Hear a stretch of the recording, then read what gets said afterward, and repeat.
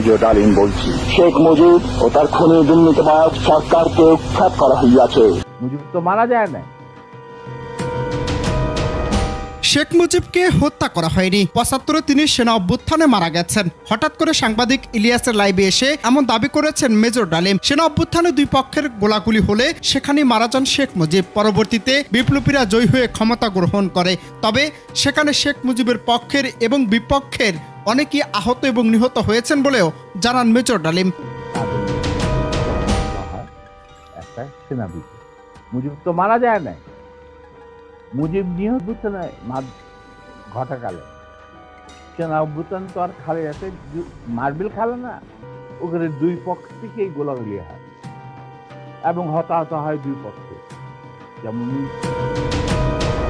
সে সময় শেখ মুজিবের মৃত্যুর ঘোষণা দেওয়ার পর বাকশাল থেকে মুক্তি পেয়ে লাখ লাখ মানুষ আনন্দ উচ্ছ্বাসে মেতে উঠেছিল। দেশের সকল প্রান্ত থেকে সকল মানুষ আনন্দ মিছিল করতে থাকে।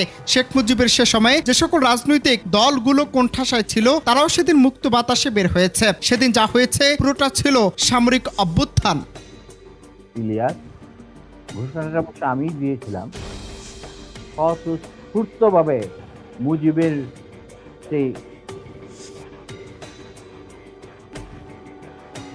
মৃত্যুর খবর জানার পর আর বাকশালের পতনের খবর জানার পর লাখো লাখো লোক, মানে দেশের রাস্তা ঘাট গঞ্জ শহর। এ সময় মেজর ডালিম আরো বলেন, শেখ মুজিব ভারতের মদদে দেশের পরিস্থিতি যখন খারাপের দিকে নিয়ে যাচ্ছিল তখন সেনা কর্মকর্তারা দেশের সার্বিক পরিস্থিতি নিয়ন্ত্রণে এবং দেশের স্বার্থে একটি সেনা পরিষদ গড়ে তোলে। পরবর্তীতে শেখ মুজিব সেটা আর করতে পারেনি। তখনই মুজিব পক্ষ এবং মুজিব বিপক্ষ দুটি দলে বিভক্ত হয় সেনা কর্মকর্তারা। যে 15ই আগস্ট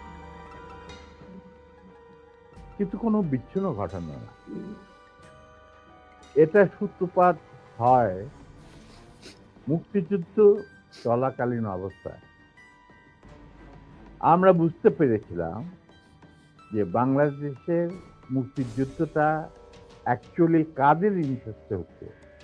দেখে আমাদের ইন্টারেস্টে হচ্ছে যে আমরা আমাদের দেশ যুদ্ধ করে স্বাধীন করব, নাকি এটার পেছনে অন্য কোনো উদ্দেশ্য কাজ করছে। যখন